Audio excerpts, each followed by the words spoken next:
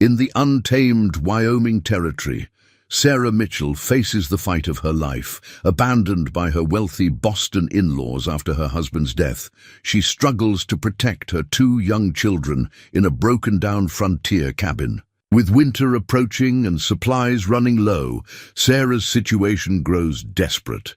Then Luke McCall, a rugged cowboy with his own painful past, discovers the struggling family. What starts as a simple act of frontier kindness soon becomes something more as Luke helps them rebuild their lives. But Sarah's in-laws aren't finished with her yet.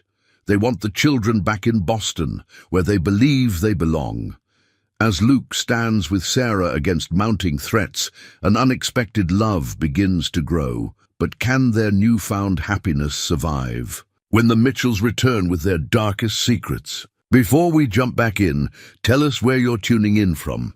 And if this story touches you, make sure you're subscribed, because tomorrow I've saved something extra special for you. Sarah Mitchell's trembling fingers traced the columns of her food ledger by lamplight. The numbers didn't lie, no matter how many times she recounted them. 3 weeks of flour, if they stretched it thin. Maybe 2 weeks of dried beans. The salt. Pork wouldn't last more than 10 days, even with careful rationing. "Mama!" Emma's voice drifted from the corner where both children huddled near the dying fire. "Could we add another log?" Sarah glanced at the pitiful woodpile visible through the cabin's single window. "Not yet, darling. We need to save it for when it gets truly cold." She forced a smile, though her heart ached at the sight of her 8-year-old daughter wrapped in every blanket they owned, still shivering. 6-year-old James slept fitfully against his sister's shoulder, his cheeks flushed with more than just the fire's fading warmth. Sarah had been rationing the willow bark tea, but his cough worried her more with each passing day. The ledger's final page held more than just inventory. In Thomas's careful hand, he'd written their plans for the winter. Crops to be harvested, meat to be smoked, repairs to be made. But Thomas hadn't lived to see any of it through. The frontier fever had taken him in 3 days, leaving Sarah alone with 2 small children and his family's contempt. "We believed Thomas's judgment was compromised when he married you," her father-in-law had sneered, standing in this very cabin 2 months ago. "This frontier foolishness proves we were right. The children will return to Boston with us, where they belong." Sarah's refusal had cost them everything. The Mitchells had withdrawn all support, taking even the horses Thomas had brought from their stock. They'd left her with nothing but a clear message: surrender the children, or watch them suffer. A wolf's howl pierced the gathering dusk, closer than yesterday.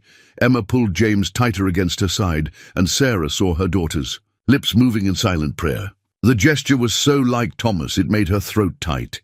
He'd taught Emma to pray through her fears, to trust in God's providence. But after 2 months of dwindling supplies and growing isolation, Sarah's own faith wavered. She closed the ledger and moved to the children, gathering them both into her arms. Emma's forehead felt warm, too warm. "Tell us about Boston, Mama," James mumbled sleepily. "About the big houses and the parties." "Those aren't our stories anymore," Sarah whispered, rocking them gently. "Our stories are here now, but for how much longer? The winter would be brutal at best, deadly at worst. The nearest neighbor was 5 miles away, and with the early snows already dusting the mountains, even that distance might as well be 100 miles. A sharp gust rattled the ill-fitting window, sending a spray of snow across the wooden floor. Sarah had tried to chink the gaps with mud and straw, but her inexperienced efforts weren't holding. Every day revealed new problems she didn't know how to fix, new threats she wasn't equipped to face.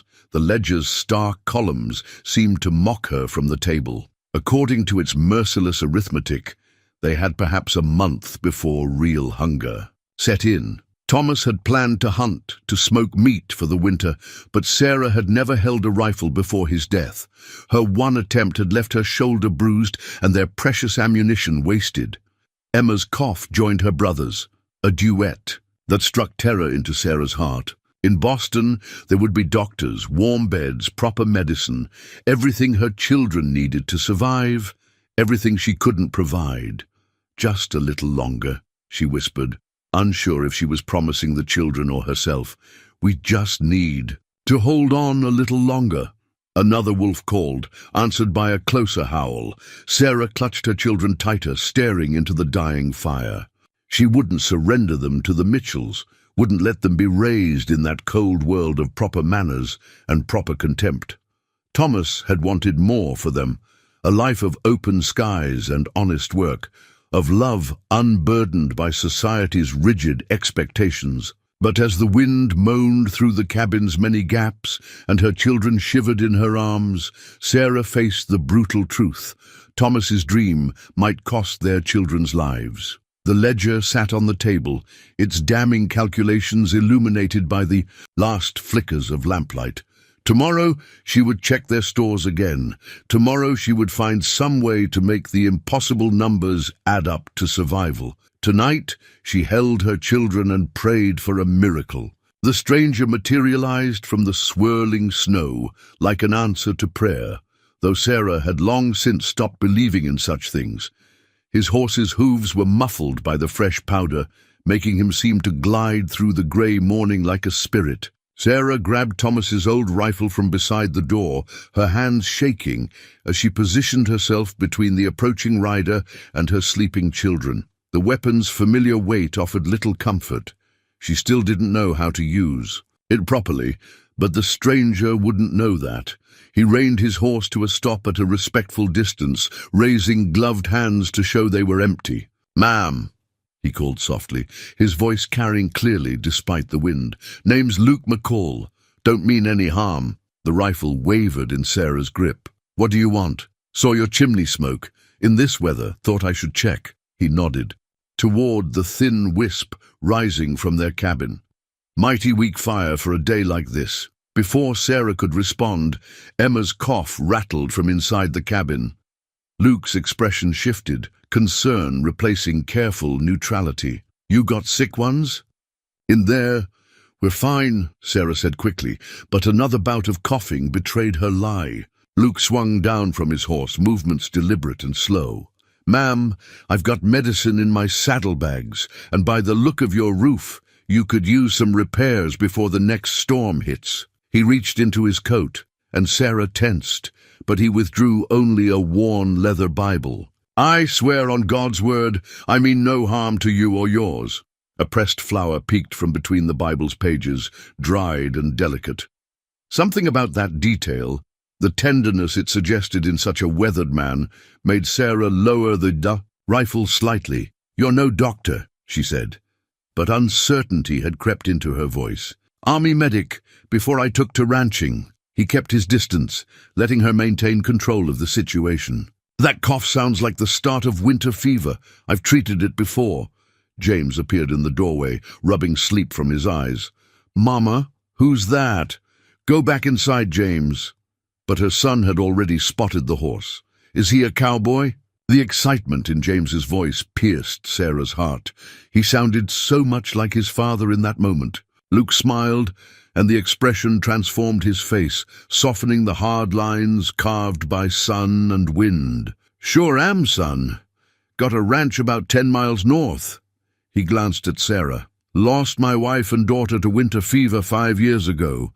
Wouldn't wish that on anyone." The Bible in his hand trembled slightly at the admission, and Sarah suddenly understood the significance of that pressed flower. This man knew loss as intimately as she did. Emma's coughing started again, worse this time. Sarah felt the weight of her choices pressing down like the gathering snow. Pride versus survival, fear versus hope. "The medicine," she said finally. "What kind?" "Yarrow and elderberry mostly. Some other herbs my wife." He stopped, swallowed. "Things that help with fever and cough." Sarah stepped aside, letting him approach the cabin. As he passed, she caught the scent of leather and wood smoke, clean masculine smells that reminded her sharply of Thomas. Inside, Emma huddled under her blankets, face flushed with fever. Luke knelt beside her, movements gentle as he felt her forehead. The Bible slipped from his coat pocket, falling open to reveal more pressed flowers, carefully preserved between its pages. "Your wife?" Sarah asked softly, nodding toward the dried blooms. Mary. His voice roughened. She pressed a flower for every year we had together. Kept them in her Bible, now I keep them in mine. He turned his attention to his saddlebags, measuring herbs with practiced hands. Sarah watched him work, noting the precision of his movements, the quiet confidence that seemed to calm even Emma's. Cough! That roof won't last another storm, he said as he helped Emma sip the medicinal tea. Got tools in my saddlebags. Could fix it today, if you'll allow it. Sarah looked at her children's hopeful faces, at the way James hovered near this stranger who embodied everything his father had wanted to be. She thought of the food ledger's damning calculations, of the wolves drawing closer each night. Why? She asked finally. Why help us? Luke met her gaze steadily. Because 5 years ago I was alone in a storm and someone helped me. Way I figure it, that's what we're here for, helping each other through the hard times. The wind rattled the loose boards he'd mentioned, and Sarah made her decision. The roof, she said. Just the roof. But even as she spoke, she wondered if she was already letting in more than just this stranger's help. 3 days after Luke's arrival, the town courier trudged through the snow with a letter that shattered their fragile peace. Sarah recognized the Mitchell family lawyer's elaborate letterhead before she even broke the seal. Her hands trembled. As she read, the thick paper crackling in her grip, Luke looked up from where he was showing James how to repair a chair leg. Bad news? They're coming. Sarah's voice sounded distant to her own ears. The Mitchells. They've filed for custody. In Boston, they're sending someone to collect the children. Emma pressed against her mother's side, small fingers clutching Sarah's skirt. The girl's cough had improved with Luke's medicine, but fear now made her breath catch. We don't have to go, do we, Mama? Luke set down his tools, his expression hardening. Mind if I see that letter? Sarah handed it over, watching as he read the flowing script, his jaw tightening with each line. The lawyer's words were polite, cultured, and utterly merciless. The Mitchells would prove Sarah an unfit mother. They would demonstrate that the children's very lives were endangered by her selfish and reckless decision to remain in the wilderness. They're not wrong, Sarah whispered, sinking into a chair. Look at us. No proper food, no proper medicine. If Emma's cough hadn't improved... Stop! Luke's voice was gentle but firm. You're giving those children something Boston never could.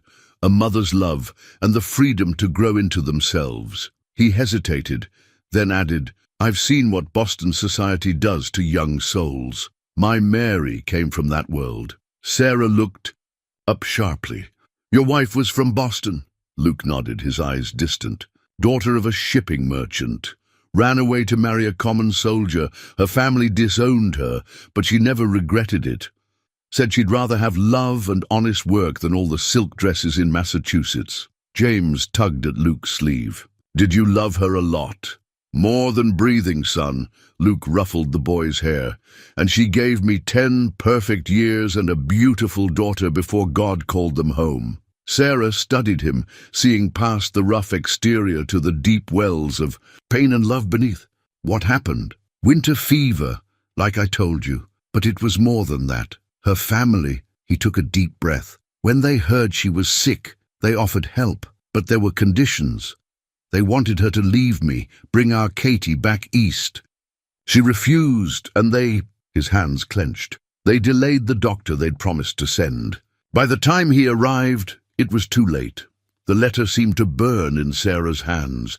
She saw the same pattern repeating, wealthy families using their power to break apart loves they deemed inappropriate. They'll take them, she whispered. They have all the advantages, money, lawyers, society's approval. They have everything except what matters most. Luke knelt before her chair, his eyes intense. Sarah, look at your children. Really look. She did. James, stronger after 3 days of proper meals, proudly showing off the woodworking Luke had taught him. Emma, her fever broken, sketching with the charcoal and paper Luke had produced from his seemingly endless saddlebags. They're thriving, Luke said softly. Not just surviving, but growing into themselves. You think Boston finishing schools and rigid etiquette would serve them better than this freedom? But the letter is paper and ink. Luke stood, his presence somehow filling the small cabin. I've seen my share of battles, Sarah. Know what matters isn't the size of the army, but the worth of what you're fighting for. Emma brought over her drawing, a simple but touching sketch of their cabin, smoke rising straight and strong from a properly repaired chimney. In her childish art, she'd added Luke's horse in the yard and a garden she hoped they'd plant in spring. "This is home," Emma said firmly. "We don't want another one." Sarah pulled her daughter close, breathing in the scent of her hair, no longer fever-sweet, but clean and healthy. Luke's medicines, his repairs, his quiet strength, in 3 days he'd given them more than the Mitchells had in months of grudging charity. "Then we'll fight," Sarah said, surprising herself with the steel in her voice. "But Luke, you don't have to." "Yes, ma'am, I do." He smiled, the expression warming his weathered face. "Some battles choose us, and I aim to see this one through." The letter lay forgotten on the table as they began to plan their defense, none of them noticing how close Luke and Sarah had drawn together, or how naturally the children looked to him for guidance. Some battles, it seemed, were worth more than their obvious stakes. The sound of James's laughter drifted through the morning air as Luke taught him how to measure boards for the new chicken coop. Sarah paused in her bread-making to watch through the window, her heart catching at how naturally they worked together, the boy mimicking Luke's sure movements. "Look, Mama." Emma pushed a fresh drawing across the table. "It's our family." Sarah studied the charcoal sketch, her throat tightening. Emma had drawn them all together. Sarah and Luke standing close, James proudly holding tools, and Emma herself feeding imagined chickens. Above the scene, she'd written in careful letters, "Our home." "It's beautiful, sweetheart." Sarah touched the paper gently, noting how Emma had captured Luke's slight smile, the one he seemed to reserve just for them. "Mr. Luke showed me how to shade things properly." Emma added another careful line to the cabin's shadow. "He says artists need to see what's really there, not just what we think we see." Sarah glanced out again. Luke was now showing James how to hold a saw, his hands patient and steady on the boy's smaller ones. 2 weeks had transformed their lives in ways Sarah was only beginning to understand. The cabin was warm, the roof sound, and her children's cheeks were rosy with health instead of fever. But it was more than just physical improvements. Luke had brought something else, a sense of possibility, of hope. He taught James practical skills with the same gentle patience he used to guide Emma's artwork. And Sarah, she touched her collar, remembering yesterday's moment in the barn. She'd been struggling with a hay bale when Luke stepped up behind her, his hands covering hers to show her the proper lifting technique. The warmth of him, the clean scent of his soap, had made her forget to breathe. "Mama?" Emma's voice pulled her back. "Are we keeping him?" "Emma, we can't just—" "But he needs us too." Emma pointed to her drawing. "See how I made him smiling? He didn't smile like that before. Miss Jenkins at church said he was always alone at his ranch, ever since his family went to heaven." Sarah studied her daughter's earnest face. "You've been watching him closely. Like he taught me, seeing what's really there." Emma added another detail to her drawing. "He keeps Mama Mary's flowers in his Bible, but he talks to us about her now. Before, he just stayed quiet when people mentioned her." Outside, James let out a whoop of triumph as his board split cleanly along the pencil line. Luke's proud grin matched the boy's excitement perfectly. "I remember your father's flowers," Sarah said softly. "He'd bring them to us on Sundays." Emma nodded. "But it doesn't make you sad anymore when you talk about Papa. Not like before." "No, I suppose it doesn't." Sarah touched the drawing again, tracing the simple lines that somehow captured their growing contentment. The door opened, bringing a burst of cold air, and 2 proud carpenters. James rushed to show his sister the smooth-cut board, while Luke moved to warm his hands by the stove. "Something smells good," he said, glancing at Sarah's bread dough. "Mama's teaching me to bake," Emma announced. "Like you're teaching James about building." Is that so? Luke peered at Emma's drawing, and Sarah saw the moment he registered what it depicted. His expression softened, but something like uncertainty flickered in his eyes. Emma has quite a talent, he said carefully, not quite meeting Sarah's gaze. She sees truly, Sarah replied, surprising herself with her boldness. Things as they are, and perhaps as they could be.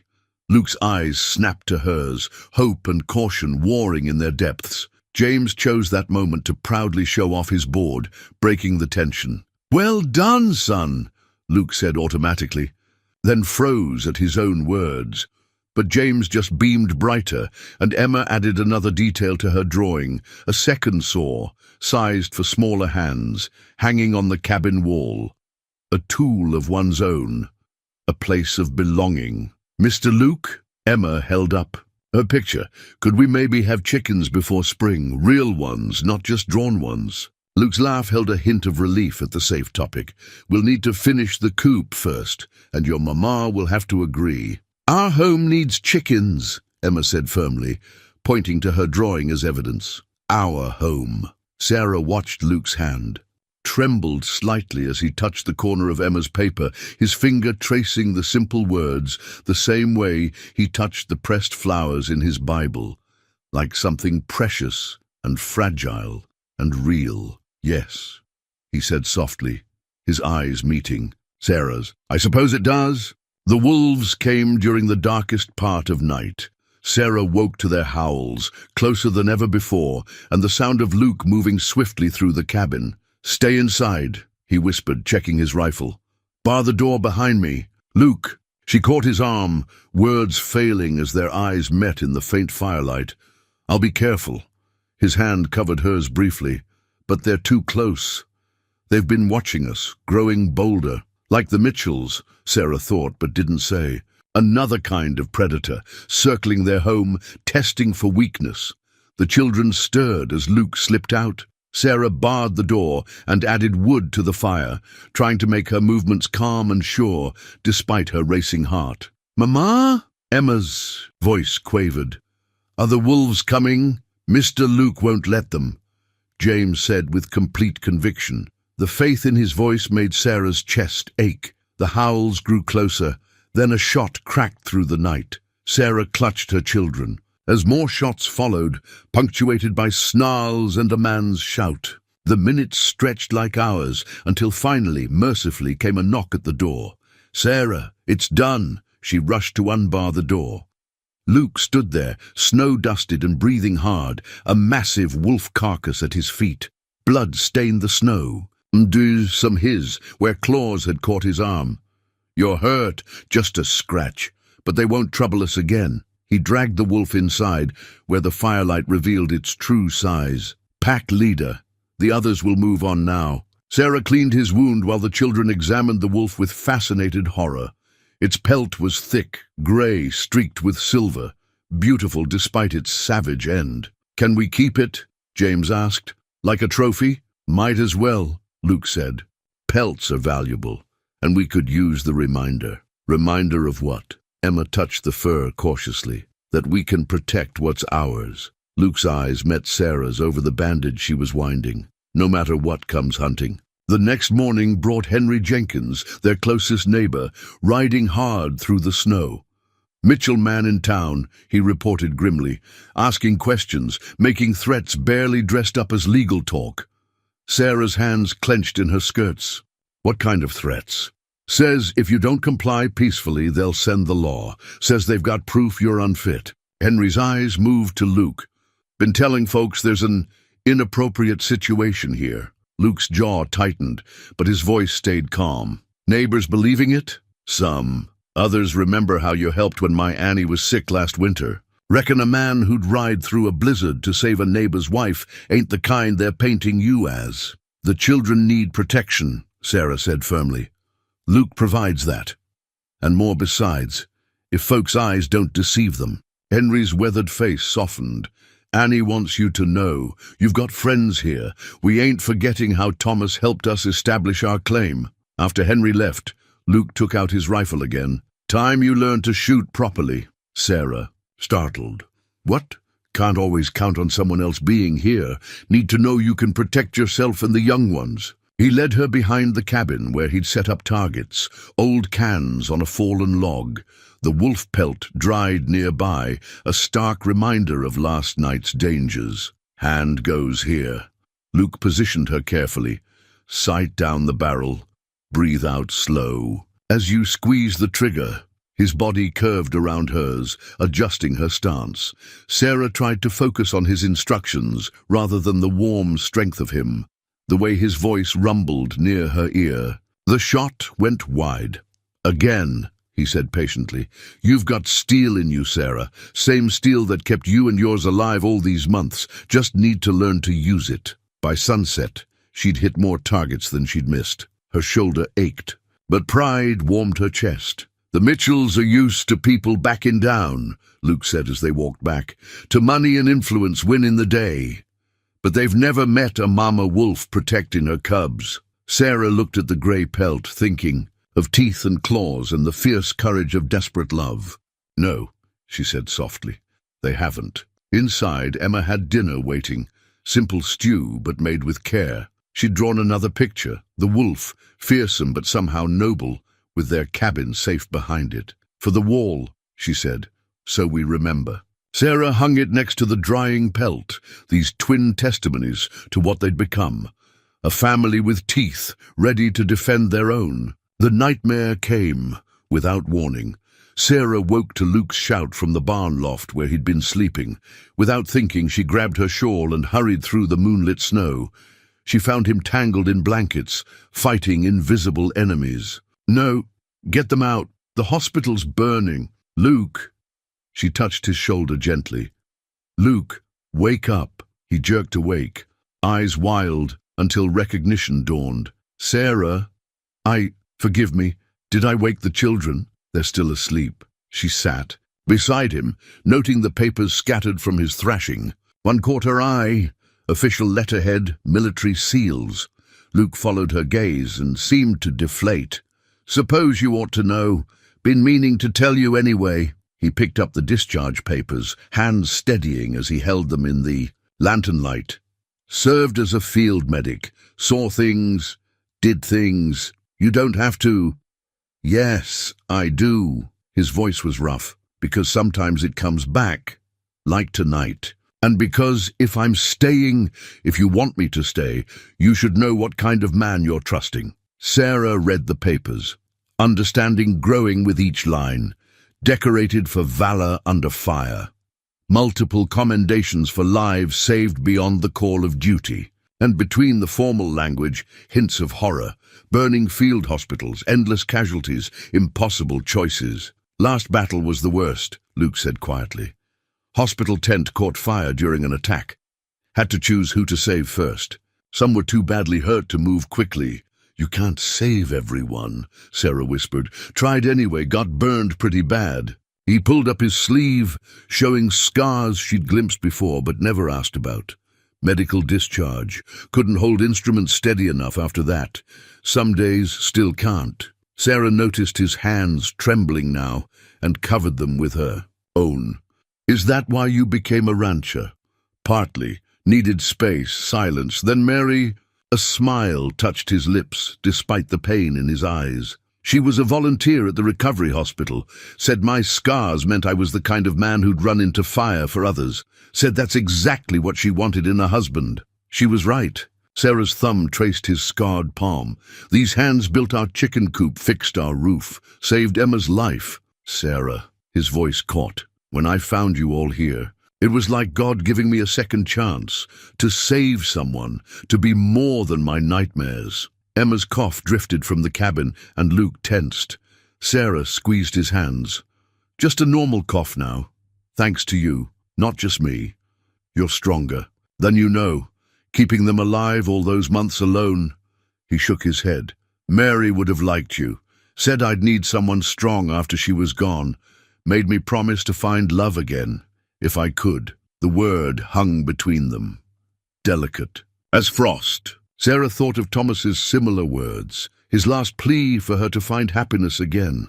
"The Mitchells," she said softly, "they'll use anything against us. Your past, let them try. Steel entered his voice. I've faced worse enemies than Boston lawyers, and this time I'm not fighting alone. A wolf howled in the distance, not threatening now, just part of the night's wild music. Sarah found herself leaning against Luke's shoulder, his arm wrapping naturally around her. In the hospital, he said, Mary used to sing to the soldiers, said music heals what medicine can't reach. He hummed a few notes, a sweet, simple tune. Emma sings that sometimes, Sarah realized. You taught her. She reminds me of my Katie, same gentle heart, same way of seeing beauty in broken things. He touched the discharge papers. Like mother, like daughter. Sarah thought of Emma's drawings, their growing family rendered in loving detail, every scar and imperfection transformed into something precious. Stay, she whispered. Not just until spring, not just until the Mitchells. Stay. Luke's arms tightened around her. I'm not running anymore. Whatever comes, we face it together. They sat in comfortable silence until dawn painted the snow gold. When they returned to the cabin, Emma was adding to her latest drawing. Luke in his army uniform, but not fighting. Instead, he was helping. Wounded soldiers, Mary at his side. Below it she'd written, Our hero. Heard you talking, Emma said. About the hospital, about being brave. Luke knelt beside her, touching the picture with wondering fingers. You're not afraid of my scars, my nightmares? Mama says scars mean you survived. Emma hugged him fiercely. And nightmares can't get you when family's near. Sarah watched them, feeling her own scarred heart healing. Sometimes love came quietly, in shared pain and gentle understanding. Sometimes it came like dawn after a long night, turning shadows into gold. The town of Clearwater wasn't much. A church, a general store, and a handful of other weathered buildings huddled against the Wyoming wind. But as Luke drove their wagon down the rutted main street, it might as well have been Boston for all, the eyes watching them. Remember, Luke said quietly, head high, we've nothing to be ashamed of. Sarah nodded, though her hands clutched her skirts tightly. Emma and James sat between them on the wagon seat, freshly scrubbed and wearing their best clothes. They needed supplies, and hiding away would only feed the gossip. The town meeting minutes, posted outside the church, told the story of their scandal in careful, measured script. Motion raised by Reverend Simmons regarding the propriety of unmarried persons cohabitating within parish boundaries. Particular concern noted regarding the Mitchell widow and the McCall rancher. Discussion of moral examples for parish children. They didn't even use my name properly, Sarah murmured. Just the Mitchell widow. Folks who'd reduce you to that don't know you at all, Luke replied, helping her down from the wagon. Inside the general store, Mrs. Henderson's disapproving sniff spoke volumes, but her husband's eyes were kinder as he measured out flour and coffee. Heard the children were sick, he said. Doing better now? Much better, thank you, Sarah replied. Luke's medicine. Luke, is it? Mrs. Henderson interrupted. Not Mr. McCall? Before Sarah could respond, Emma stepped forward. Mr. Luke saved my life, and James's too. The wolves would have got us if he hadn't been there. The storekeeper's wife blinked at the child's fierce defense. Well, that's God's own truth, Mr. Henderson finished firmly, like when he saved my Annie last winter. He added extra penny candy to their order, no charge for these. Outside, they ran into Reverend Simmons himself. The pastor's face wore its Sunday best expression of concern. Mrs. Mitchell and Mr. McCall, the church council has been discussing your situation. Have they? Luke's voice was dangerously quiet. We understand frontier life presents certain necessities, but appearances must be considered. The children's moral welfare is better served by a man who'd risk his life for them than by those who'd let them freeze for propriety's sake, Sarah cut in, surprising herself with her boldness. The Reverend flushed. Now see here. No, you see here. Luke stepped forward, and though his voice stayed gentle, something in it made the pastor step back. You've read about Good Samaritans on Sunday? We're living it every day. You want to judge that? Take it up with the Lord." James tugged at the Reverend's coat. "Sir, could you come see our chicken coop? Mr. Luke taught me to build it myself. He says, honest work's the best prayer a man can make." The pastor's expression softened slightly. "Did he now? And he reads us Bible stories," Emma added. "He has his own, with flowers in it, from when his wife was alive." Sarah saw the change in Reverend Simmons's face the moment he stopped seeing scandal and started seeing family. "Perhaps," he said slowly, "I should pay a pastoral visit, see these improvements for myself." "You'd be welcome," Sarah said. "Sunday, after services?" A crowd had gathered, watching this exchange. Sarah saw the moment ripple through them. The respectable widow and the honorable rancher attending church and receiving their pastor. It changed the story they'd been telling themselves. They finished their shopping and loaded the wagon. As Luke helped Sarah up, his hand lingered on hers, longer than strictly necessary. Let them see, she thought. Let them see what real love looks like. At the church door, someone had added a note beneath the meeting minutes. Motion amended. Consideration. To be given to circumstances of mutual aid and Christian charity. Community support recommended for families facing hardship, regardless of composition. The next name in the ledger was Annie Henderson's, followed by a dozen more, their neighbors, choosing kindness over judgment.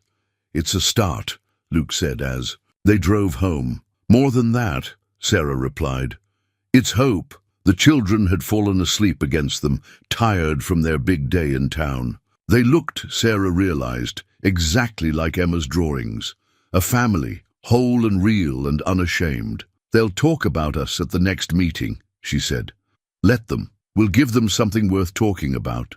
A family that chose love over fear, truth over appearances. And if the Mitchells hear," Luke's arm tightened around them all, "then they'll learn what they're really up against. Not just us, but a whole community that's learned to see with its heart." The sun was setting as they reached home, painting their little cabin in colors Emma would want to draw. Sarah touched the wolf pelt they'd hung by the door. Their first trophy, their first victory. There would be more battles ahead, but they'd face them together, strong in the light of love and honest hearts. The blizzard struck without warning, turning the world white and trapping them inside for what would become 3 of the most precious days of Sarah's life. Luke had moved into the cabin proper, propriety giving way to practicality as the temperature plunged. "Might as well make something useful," he said that first afternoon, bringing out a stack of fabric scraps he'd traded for in town. "Mary taught me quilting during long hospital nights. Said idle hands make for troubled minds." Sarah spread the pieces across the table. Bits of calico, worn denim from James's old trousers, soft flannel from Emma's outgrown nightgown. "We're making a quilt. A family project." He smiled at the children's eager faces. "Everyone contributes. Something?" Emma held up a piece of faded blue cotton. "This was from Mama's Sunday dress. And this," James added, pointing to a sturdy brown patch, "is from Mr. Luke's old shirt, the one that got torn when he fought the wolves." They worked as the storm raged, sharing stories with each stitch. Luke taught Emma how to piece patterns together while James sorted colors with surprising artistic sense. Sarah found herself working beside Luke, their hands sometimes brushing as they passed needle and thread. "This piece," Luke said softly, holding up a scrap of delicate floral print, "was from Mary's favorite apron. She wore it the day we met." Sarah touched the fabric gently. "Tell us." His eyes grew distant with memory, but his smile remained warm. "She was serving soup to wounded soldiers, looked like an angel in the lamplight, wearing this print and a smile that could heal broken spirits." "Like Mama," Emma said matter-of-factly, threading her needle. "She makes everything better too." Luke's eyes met Sarah's over their daughter's head. "Yes," he said softly, "she does." The quilt grew as the storm howled outside.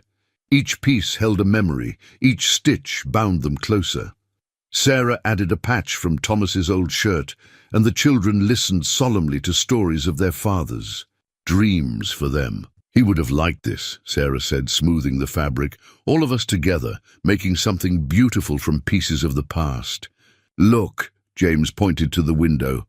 The snow's dancing. They paused their work to watch the swirling flakes, the cabin warm and secure around them. Emma started humming Mary's old hospital song, and Luke's deep voice joined her, teaching them all the words. That night, they pushed the furniture back and laid their bedrolls close to the fire. The half-finished quilt covered them all, its mismatched pieces somehow perfect together. "Tell us a story, Mr. Luke," James asked sleepily. "What kind?" "A love story," Emma decided, "about you and Mama." Sarah felt Luke's startled pause, but his voice came steady and sure. "Well, once there was a lonely rancher who'd forgotten how to trust in happiness.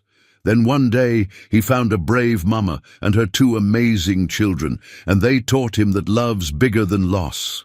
That family's not just what you're born to, but what you choose." Sarah felt tears prick her eyes as Luke's story wove their past months together into something magical, yet utterly true. The children drifted off to his gentle words, leaving them alone in the firelight. "Did I overstep?" he whispered. Sarah touched his hand where it rested on the quilt. "No, you told it exactly right." His fingers laced with hers, warm and sure. Outside, the storm had softened to gentle snow, but neither of them moved to separate their bedrolls. "Sarah," he started, then paused as Emma shifted in her sleep, curling closer to them both. "I know," she whispered. "Me too." The quilt covered them like a blessing as they slept, their hands still joined beneath its patchwork of memories. In the morning, Emma added a new piece, part of her hair ribbon, bright red against the other colors. "For our love," she explained, "all of us." Together, they finished the quilt as the storm cleared, each person adding a final touch. Luke's precise stitches formed a border of tiny hearts. James insisted on adding a wolf track pattern in one corner, because that's when our family really started. Sarah embroidered their names, all four of them, in her neat script. When they hung it on the cabin wall, it was more than warmth against winter's chill.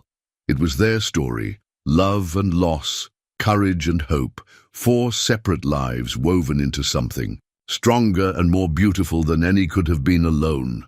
"Perfect," Luke said, his arm slipping naturally around Sarah's waist as they admired their work.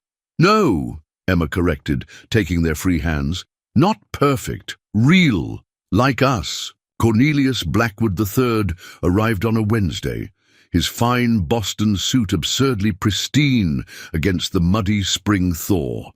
He carried a leather portfolio and an ornate silver frame that caught the morning light as he stepped down from the hired wagon. Sarah recognized the portrait inside before he held it up. Her children posed stiffly in their Boston best, their grandfather's hand heavy on their shoulders. It had been taken just after Thomas's death, before everything fell apart. "Mrs. Mitchell." Blackwood's smile was practiced perfection. "I trust you recognize your children as they should be, as they can be again." Luke appeared in the cabin doorway, his quiet presence steadying her. James and Emma pressed against her skirts, faces wary. "My children are exactly as they should be," Sarah said firmly. "Right here, with me, with you." Blackwood's eyes slid to Luke, then back to his portfolio.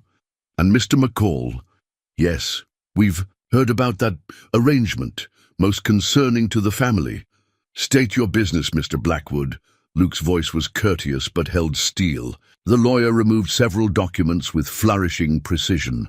"The Mitchells are prepared to be generous, a comfortable allowance for Mrs. Mitchell, provided she returns to Boston. The children naturally would live with their grandparents. Proper schooling, proper society? No." Emma's voice startled them all. She stood straight, so different from the posed child in the portrait. "We won't go." Blackwood's smile tightened. "My dear, you hardly understand." "We understand plenty," James interrupted. "Grandfather only wants us because we're Mitchells. But we're more than that now." Sarah felt Luke's hand brush her shoulder, grounding her as Blackwood's face darkened. "This wild place has clearly corrupted them," he said. "Running wild, speaking out of turn, consorting with family." Luke cut in quietly. With people who love them for who they are, not what name they bear. Blackwood pulled out another document. The courts take a dim view of moral corruption. Mrs. Mitchell, a widow living unchaperoned with a man of questionable background. Questionable? Emma's voice rose. Show him your papers, Pa. Show him how you saved all those soldiers. The word Pa hung in the air. Blackwood's eyebrows rose as Luke's army discharge papers appeared in Emma's hands. She'd run to fetch them from their special place by the quilt. Decorated for valor, she read proudly. That means he's a hero. And he saved me and James. From the fever, and Mama from being alone, and all of us from the wolves. A child's fantasy, Blackwood scoffed, but uncertainty had crept into his voice. Sarah took the portrait from him, studying it. Her children looked like expensive dolls, their eyes vacant and afraid. Nothing like the strong, sure children who stood before him now. Look at them, Mr. Blackwood, she said quietly. Really look. Do they seem corrupted to you? Or do they seem loved? As if to answer, James proudly showed off his calloused hands. I helped build our chicken coop, and I can read better now. Pa teaches us every night. Emma too. And I can draw, Emma added. Real drawings, not just copying like in Boston. Pa says artists have to see with their hearts. Blackwood looked. From the portrait to the living children, his legal certainties crumbling. The Mitchells only want what's best. Then they should want this, Luke said, his arm sliding fully around Sarah. A home filled with love, children free to grow into themselves, a family built on choice rather than obligation. The courts, Blackwood began weakly. We'll see what everyone else does, Sarah finished. 4 people who chose each other, who built something real from broken pieces, who face every challenge together. Emma tugged at the lawyer's coat. Would you like to see my drawings? I did. One of our whole family after we made the quilt, even put in Mary's flowers from Pa's Bible, because she's part of our story too. Something shifted in Blackwood's face. Recognition, perhaps, of a truth his legal papers couldn't capture. He looked again at the portrait, then at the thriving family before him. I will have to consult with the Mitchells, he said finally. These circumstances are unexpected. After he left, they stood together watching his wagon disappear. The portrait lay abandoned on their table, a relic of the past that no longer held power. Did you mean it? Luke asked softly. Calling me Pa? Emma hugged him, fierce and quick. You've been Pa for ages. We were just waiting for you to notice. Sarah leaned into his embrace, feeling James and Emma crowd close. Outside, spring bloomed across the Wyoming hills, full of new beginnings. Let them consult, she said. We know who we are. Sarah found the journal while spring cleaning, tucked away in a trunk of Thomas's things. Most pages were blank, but the first few held his thoughts about their move west, his dreams for their children, his love for her. That evening, after the children were asleep, she sat by lamplight and began to write, Dear Thomas, the children called Luke Pa today. My heart should have broken, but instead it felt right, like something healing rather than something lost. Is that a betrayal? Or is it what you meant in your last days, when you made me promise to find joy again? She paused, watching Luke teach James to whittle by the fire. Their heads bent together, dark and fair, sharing secrets of blade and wood. He loves them as you did, she wrote, not trying to replace you, but building on the foundation you laid. Emma draws like you now, seeing beauty in unexpected places. James has your laugh, especially when Luke teaches him something new. A splash of water made her look up. Emma was helping Luke wash dishes, telling him about her latest drawing. Their hands were sudsy, and somehow soap bubbles had gotten in Luke's beard. His mock stern expression made Emma giggle. Sarah's pen moved again. Sometimes I watch them and forget to breathe. This thing between us, it's not desperate or rushed. It grows like spring after winter, natural as breathing. When did his smile become as necessary as air? Penny for your thoughts. Luke's voice startled her. The children had gone to bed, and he sat beside her, smelling of soap and wood shavings, just writing. About family, about She hesitated, then offered him the journal. He read carefully, his face softening at Thomas's words. When he reached her new entries, his hands trembled slightly. "Sarah," his voice was rough, "I never meant to—" "I know." She touched his hand. "That's why it works. You never tried to replace him. You just loved us as we are." "How could I not?" His fingers laced with hers. "You're the bravest woman I've ever known, taking on the wilderness, the Mitchells, raising these amazing children. We're better together," she said softly. "Stronger." His free hand cupped her cheek, and the world held its breath. When he kissed her, it was gentle as morning light, warm as the spring sun on new grass. Emma's delighted gasp broke the moment. They turned to find both children watching from the bedroom door, faces glowing. "Finally!" Emma bounced on her toes. "I was running out of space to draw hearts around you both in my pictures." James just grinned. "Does this mean we can call you Pa all the time now?" Luke's laugh was shaky but joyful. "Come here, you rascals." They piled onto the bench, a tangle of arms and happy chaos. Sarah found her journal, knocked aside in the confusion, and wrote one last line. "Thomas, I understand now. Love doesn't divide when you share it. It multiplies. Our family hasn't replaced what was lost, but grown into something new and wonderful.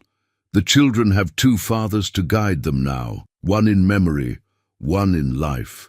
And I have room in my heart for both the joy we shared and this new happiness." "What happens next?" James asked, playing with Luke's rough fingers. "Well," Luke said carefully, "that depends on your mama. And on all of us, really. We could make it official," Emma suggested. "Like in my drawings, all of us together properly." Sarah met Luke's eyes over their children's heads, saw the question there. "Are you asking something, Luke McCall?" His smile was sunlight breaking through clouds. "Might be, though I always pictured doing it more formally, with a ring at least." "Rings are just circles," Emma declared. "Our quilt's better. It has our whole story in it." "Smart girl," Luke chuckled. "But your mama deserves proper courting, proper asking." Sarah touched his cheek, feeling the future unfold before them bright as morning. "You've been courting us for months, with every repair to our home, every lesson with the children, every gentle word. As for asking," she smiled, "some questions answer themselves." He kissed her again, soft and sure, while their children cheered.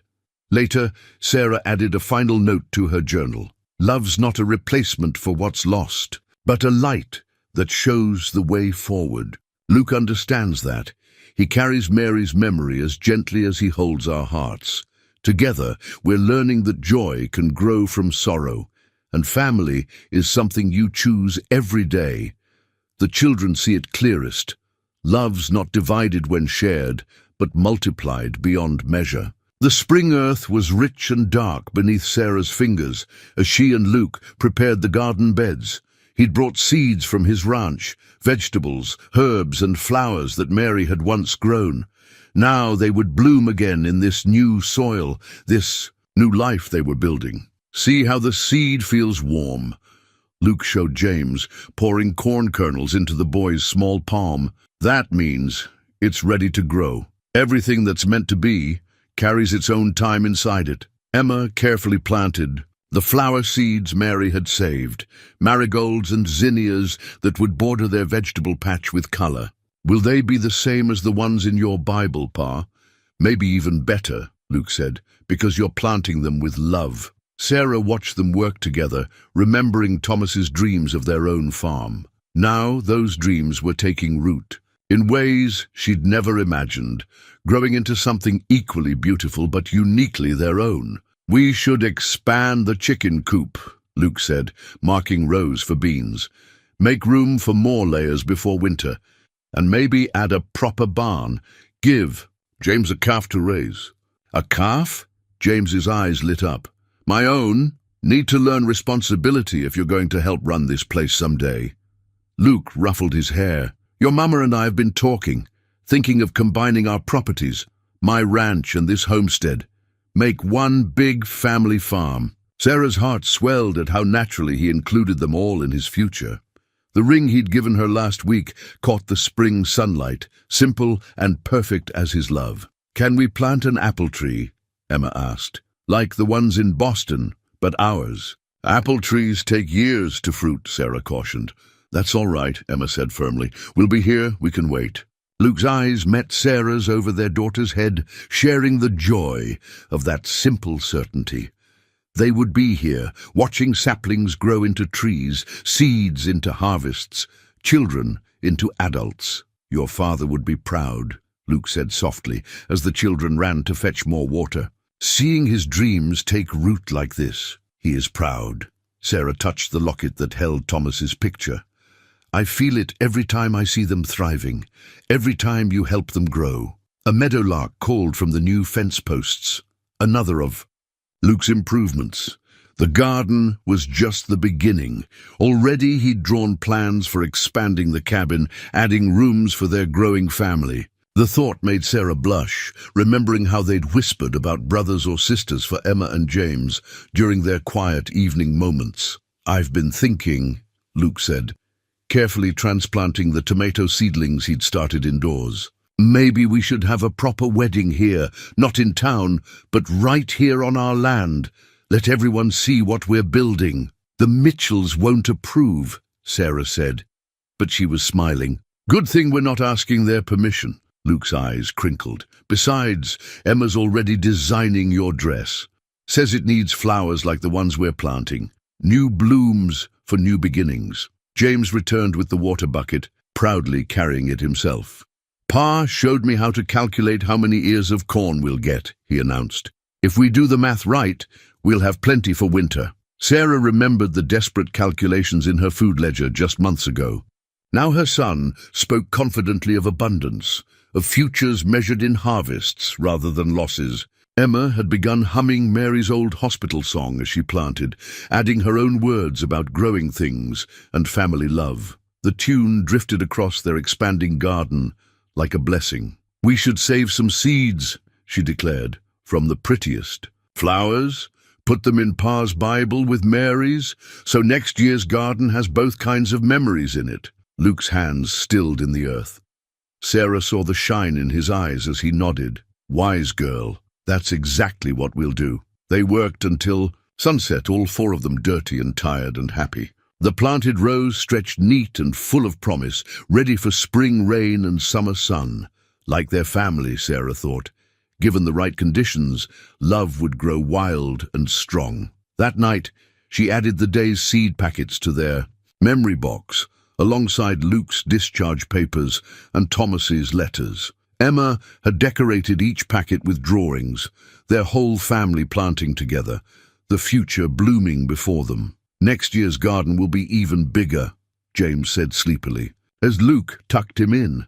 "Yes, it will, son," Luke promised. "Next year and all the years after, as big as our love can grow." The lawyers arrived like storm clouds on a summer day, 3 of them in pristine Eastern suits. Their wagon kicked up dust along the newly planted fields, making Emma's flowers bow their heads as if in warning. Luke saw them first from where he was mending fence. His hammer paused mid-swing as he counted the riders. "Sarah!" he called, his voice carrying the same warning as thunder before rain. She was already moving, sending the children inside with quiet urgency. They'd practiced for this, rehearsed it like a fire drill. James and Emma knew to gather their important things. Luke's Bible with its precious flowers, Sarah's journal, Thomas's letters, and Emma's drawings. The lead lawyer stepped down, holding a thick envelope like a weapon. "Mrs. Mitchell, we bring a custody petition from the children's grandparents." Sarah stood in her doorway, soil still fresh under her nails from the morning's gardening. "I won't let you take them. This isn't a request, madam. It's a court order." He thrust the papers forward. The Mitchell family seal glared red as a fresh wound. Luke appeared at Sarah's side, his presence solid as their cabin's walls. His hand bound hers, work-roughened fingers intertwining. "You'll want to read these carefully," the second lawyer said, his Boston accent dripping with false sympathy. "The evidence of moral corruption is quite thoroughly documented." "Moral corruption?" Luke's voice was deadly quiet. You mean love? Family? Honest work?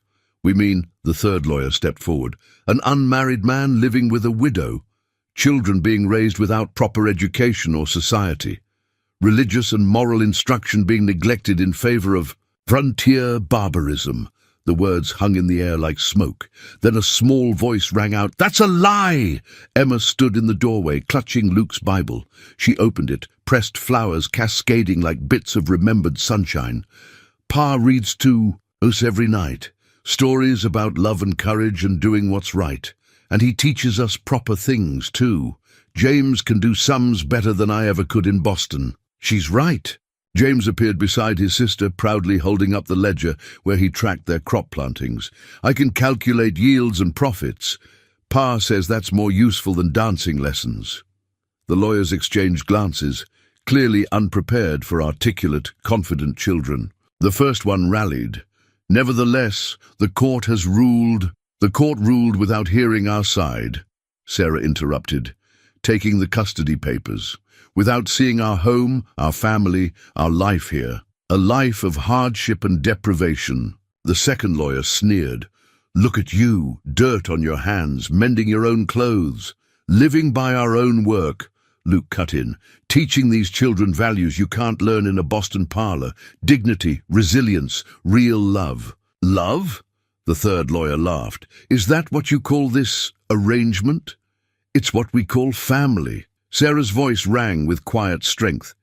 And if you think your papers can break that, you don't understand what you're fighting. Inside the cabin, Emma had begun to sing Mary's old hospital song. The sweet notes drifted out, carrying memories of healing and hope. The lawyers shifted uncomfortably. The Mitchells are prepared to be generous. The first lawyer tried again. A comfortable allowance, a suitable house in Boston. We have a home, James said firmly. We're building it together. Luke stepped forward, his voice pitched for the lawyers alone. You tell the Mitchells this. I've faced armies and survived. I've lost one family and found the strength to love again. If they want these children, they'll have to go through me, and I promise you, gentlemen, that's a fight they don't want. The lead lawyer studied Luke's face, seeing perhaps the soldier. Behind, the rancher's calm. The courts will hear from us, Sarah said, from our neighbors who've watched us build this life, from the pastor who's seen our family worship together, from the teacher who's marked James's perfect sums. Emma appeared with her latest drawing, their family working the spring fields together, every face glowing with joy. And they'll see this, she said, what love really looks like. The lawyers retreated to their wagon, muttering about further legal action. But Sarah saw the doubt in their eyes, the recognition that they faced something stronger than law books and court orders. As the dust settled behind their departure, Luke gathered them all close. You were magnificent, he told. The children, brave as lions. We just told the truth, Emma said simply, like you taught us. Sarah looked at the custody papers, then deliberately fed them into the stove. They caught fire quickly, turning to ash like the Mitchells' plans. What now? James asked. Luke smiled, the expression fierce and proud. Now we show them what family really means. All of us, together. The discovery came by accident. Luke was reinforcing the cabin's root cellar when his shovel struck something solid. A tin box, sealed against the earth's damp. Inside, protected by oilcloth, lay a letter in Thomas's hand, dated just days before his death. My dearest Sarah, Luke read aloud as they gathered around the kitchen table. If you're reading this, then my suspicions were correct, and my family has shown their true nature. Sarah's hands trembled as she took the letter. I never knew. Read it, Mama, Emma whispered, pressing close. Sarah's voice grew stronger. As she read, they think I don't remember the truth about Elizabeth, my sister, how they drove her to despair with their rigid control, their manipulation of her children, how they used custody threats to break her marriage to the unsuitable man she loved. I was too young then to help her, but I'm not too young now. Luke's arm tightened around her shoulders as she continued. They're already circling Sarah. I see it in Father's eyes when he visits, that same cold calculation that destroyed Elizabeth. They'll try to take our children, claim you're unfit, just as they did to Robert when Elizabeth died. Who's Robert? James asked softly. Elizabeth's husband, Sarah breathed, pieces falling into place. Your father never spoke of him, because the Mitchells erased him, Luke said grimly, like they tried to erase me after Mary. Thomas's words confirmed it. They'll use their money, their influence, to paint you as incompetent, immoral. They did it to Robert, accused him of causing Elizabeth's death, though it was their cruelty that drove her to it. They took his children, erased all trace of his love for them. Those children grew up believing their father abandoned them. Emma clutched Luke's Bible, its pressed flowers suddenly more precious. They won't do that to us. No. Sarah's voice hardened as she read on. Thomas made sure of it. I've gathered proof of their dealings, their manipulations, the forged documents they used against Robert, the bribes paid to judges. It's all here, hidden where they'll never think to look. The letter led them to a loose floorboard beneath Thomas's old desk. Inside lay a packet of papers, evidence collected over years of quiet observation, bank drafts proving bribery, letters revealing their systematic destruction of Elizabeth's marriage, legal documents with forged signatures. Your father was protecting you, Luke said softly. All of you. The truth about Elizabeth. It changes everything. Sarah spread the papers across the table. The courts won't look kindly on their history of manipulation. And look at this. Luke held up a letter from a Boston doctor. Proof they delayed treatment for Elizabeth, just like... He stopped, pain crossing his face. Just like with Mary, Emma finished, touching his hand. They hurt lots of families, didn't they? James studied the documents with his newfound mathematical precision. These dates, the money they paid. It's all evidence, isn't it, like in Pa's detective stories? Better, Luke smiled grimly.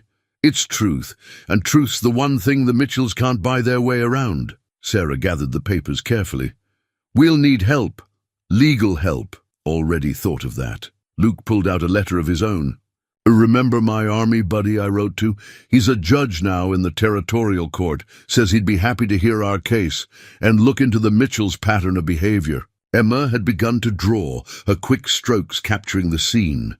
Their family united around the table, Thomas's letter like a beacon between them, truth shining out to light their way forward. Pa protected us, she said, adding Thomas's spirit, watching over them in gentle lines, and now we'll protect each other. Sarah touched the letter, feeling Thomas's love reach across time to shield them still. We'll need to move carefully. The Mitchells are dangerous when cornered. Let them. Come, Luke said quietly. Some battles need fighting, not just for ourselves, but for all the Roberts and Elizabeths they've destroyed. For Mary, for Thomas, for every family they've tried to break. James stood straighter. We're not afraid. No. Sarah smiled at her. Son's courage, so like his father's. We're not, because we have the two things the Mitchells never understood.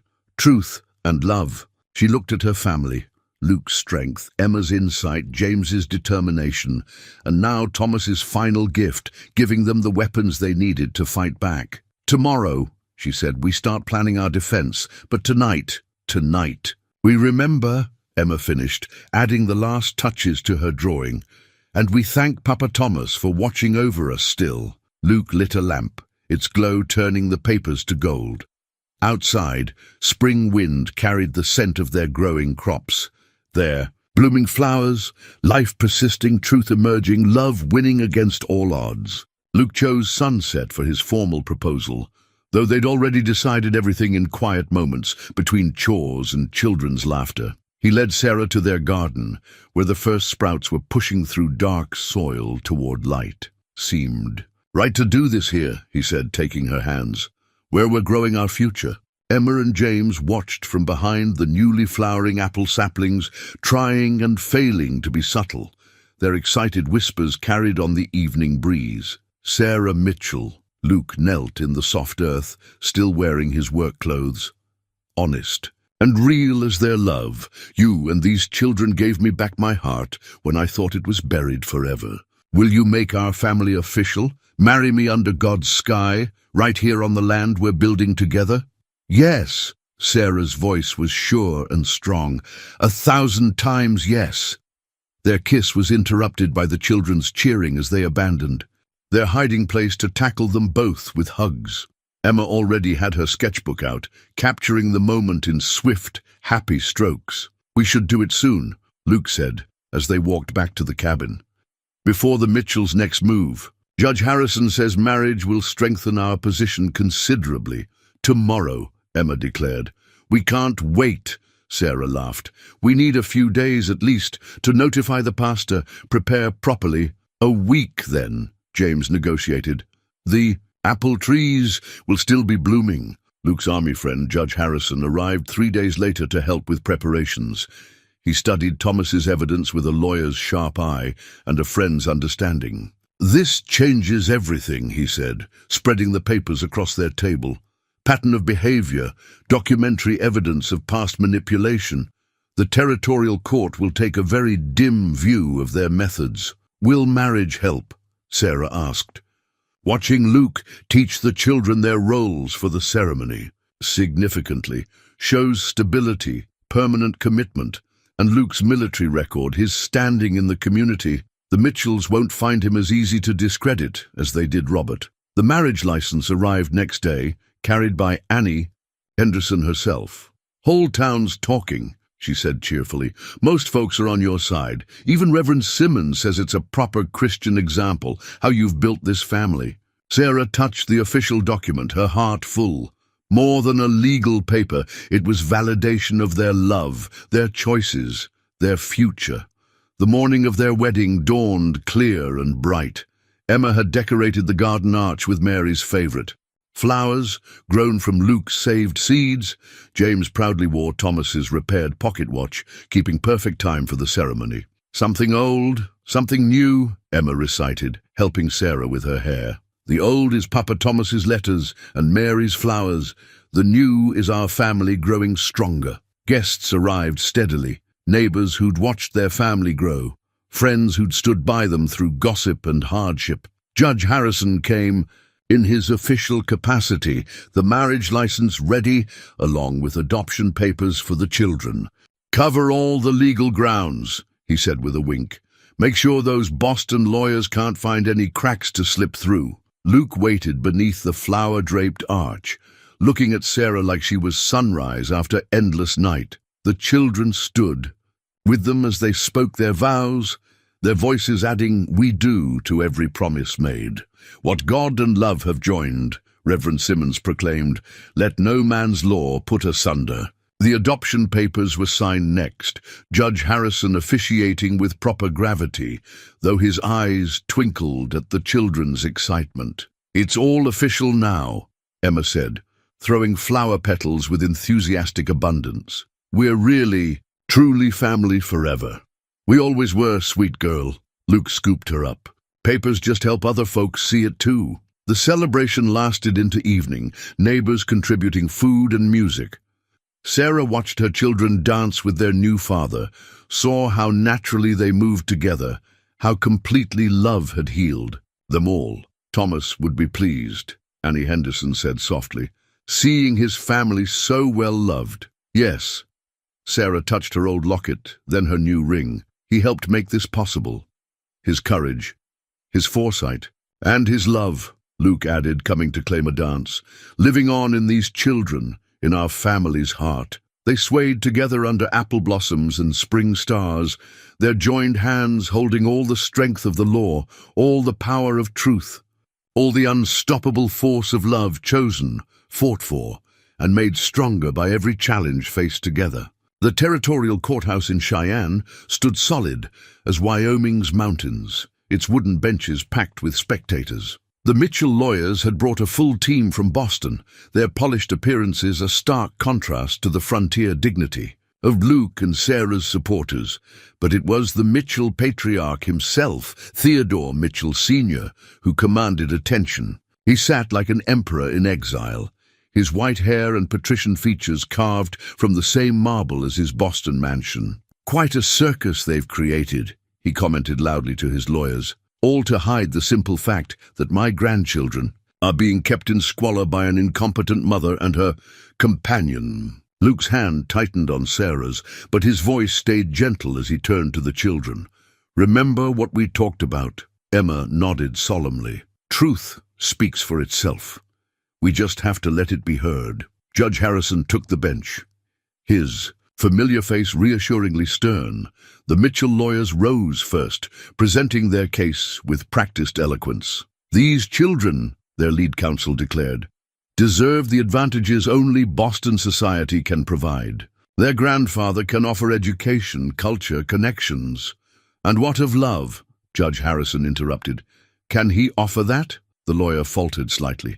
"The Mitchell family's devotion to these children is beyond question." "Is it?" Sarah's lawyer, a shrewd local woman recommended by Judge Harrison, stood. "The court would like to present evidence regarding the Mitchell family's pattern of behavior in family matters." Theodore Mitchell's face tightened as Thomas's hidden papers were brought forward. The courtroom stirred as the story of Elizabeth emerged: documented proof of manipulation, forged papers, delayed medical care. "This is ancient history," the Mitchell lawyers protested, "irrelevant to the current case." "On the contrary," Judge Harrison's voice cut through their objections. "Pattern of behavior is highly relevant in custody matters." Sarah watched Theodore Mitchell's face as her lawyer detailed Elizabeth's tragedy, Robert's destruction, the grandchildren raised to believe lies. The patriarch's mask cracked slightly, showing something like fear beneath. Then came Luke's testimony about Mary, delivered with quiet power. "They did the same to my wife and daughter.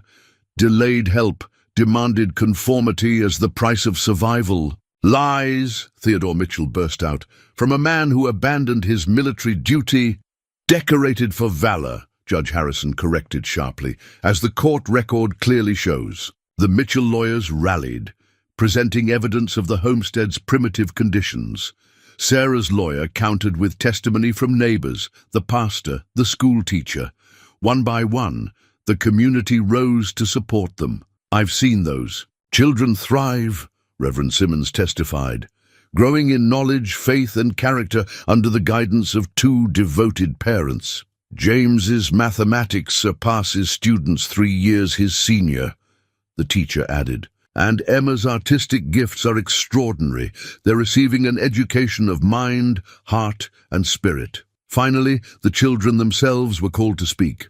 James stood straight and tall, his voice clear. "Grandfather says Boston would give us advantages, but Pa, Luke McCall, he teaches us real things: how to build, how to calculate crop yields, how to face life's hard times with courage." Emma's testimony was simpler, but equally powerful. She brought her drawings, showing the court their family's journey through her artist's eyes. "This is what love looks like," she explained, displaying the garden scene, the wolf pelt, the quilting night. "You can't learn this in Boston." The final blow came when Sarah's lawyer presented proof of bribes attempted against Judge Harrison himself. The Mitchell lawyers' objections were drowned out by the courtroom's angry murmur. Theodore Mitchell stood, his facade cracking completely. "Everything I did was for the family name. These frontier savages can't possibly understand." "Order!" Judge Harrison's gavel crashed down. "Mr. Mitchell, you will be seated or held in contempt." The verdict, when it came, was decisive. Full custody granted to Sarah and Luke McCall. The Mitchell family barred from any interference. Theodore Mitchell and his lawyers recommended for criminal investigation regarding their pattern of legal manipulation.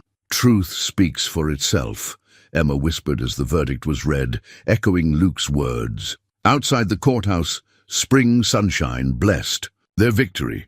The community gathered around them, offering congratulations and support. But it was the children's joy that moved Sarah most deeply, their free, uninhibited happiness proof of every choice they'd made. "It's really over," she said wonderingly. Luke gathered them all close. "No, love.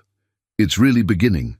The traveling photographer set up his equipment in their blooming garden, the glass plates catching morning light like captured sunshine. Sarah smoothed Emma's dress one last time, marveling at how much had changed since that stiff Boston portrait.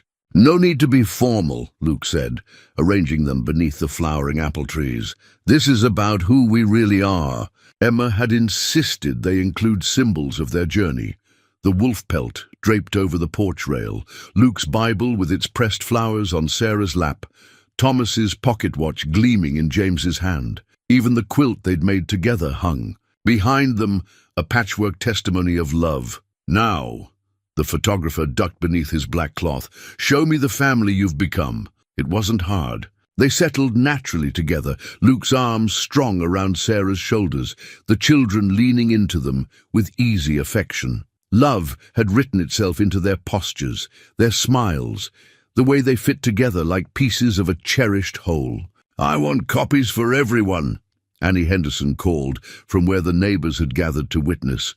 "Something this special needs sharing." The first picture was formal enough to satisfy propriety, all of them facing forward, properly composed.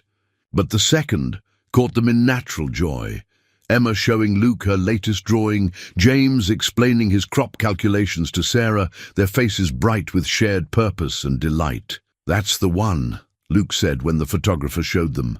"The plates. That's our truth." The celebration afterward felt like a second wedding. The community gathered in their garden, sharing food and music and stories of the long journey that had brought them here. "Remember when Luke first arrived?" Reverend Simmons mused. "We all thought, well, we thought wrong. God's hand was in this clear as sunrise." James proudly showed off the new barn plans he and Luke had drawn. "Pa says we can expand the herd next spring.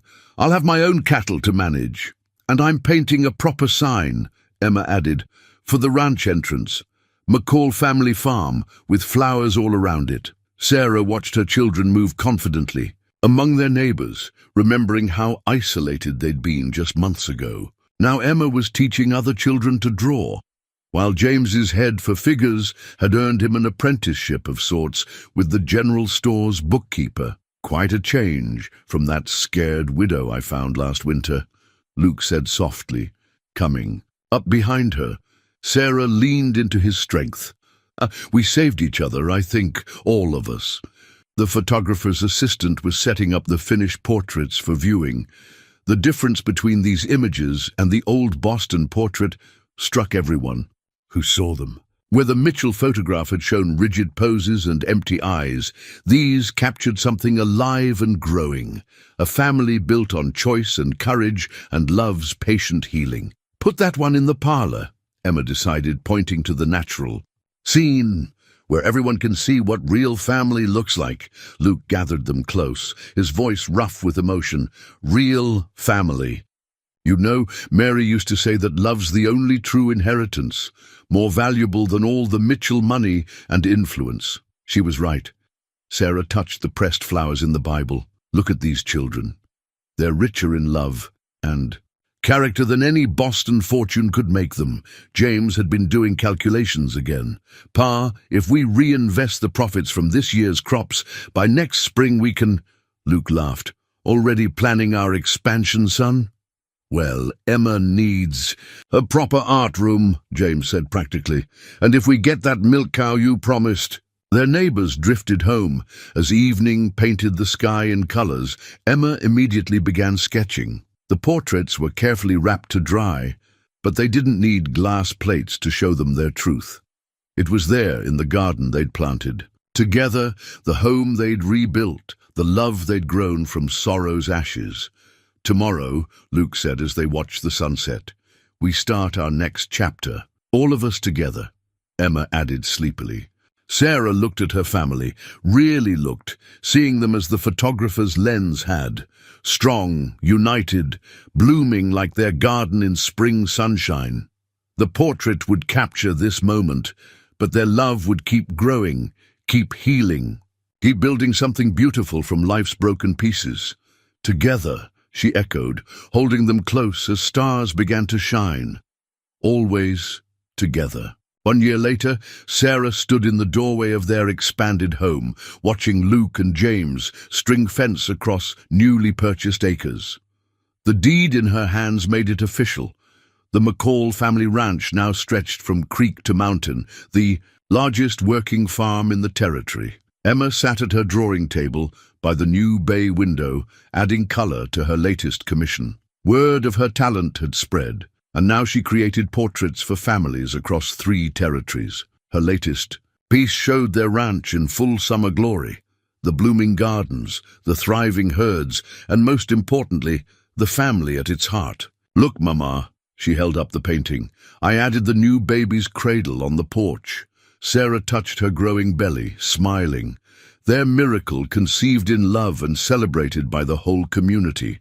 Luke had cried when she told him, his strong hands gentle on her stomach as he whispered thanks to God, to Mary, to Thomas, to all the love that had brought them here. "Pa's going to teach me about breeding horses next spring," James called, riding up for water. His confidence on horseback matched his skill with numbers.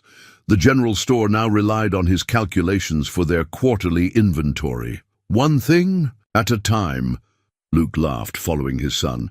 "Let's master this fence first." He kissed Sarah as he passed, still tasting of sunshine and promise. The deed crackled between them, its official language stating what their hearts had known all along. This land, this life, this love belonged to all of them together. "Reverend Simmons is bringing his granddaughter for art lessons," Emma announced, cleaning her brushes. "He says I have a gift for teaching like Pa does." The comparison would once have startled them all. Now it felt natural. Luke and Mary's gentle wisdom flowing through Emma's artist's hands, just as Thomas's determination lived in James's careful planning. Sarah remembered that desperate winter night when she'd prayed for miracle. God had answered with more than mere survival. He'd sent them Luke, who taught them all that love wasn't a finite resource to be hoarded, but a living thing that grew stronger with each heart it touched. The new deed listed all their names, Luke and Sarah McCall, Emma and James McCall, and space at the bottom for the little one coming in spring. A family chosen, built, and proven stronger than any force that tried to break it. Annie's brought her quilting circle, Emma pointed down the road. "They want to start the baby's quilt." Sarah watched the women approach, bearing fabric and friendship in equal measure. She remembered that first quilt they'd made during the blizzard, how love had sewn them together, stitch by stitch. "I'll get fresh coffee," James offered, ever practical. "And Pa, you promised to tell them about the time you delivered twins in that field hospital." "That story again?" Luke's eyes crinkled.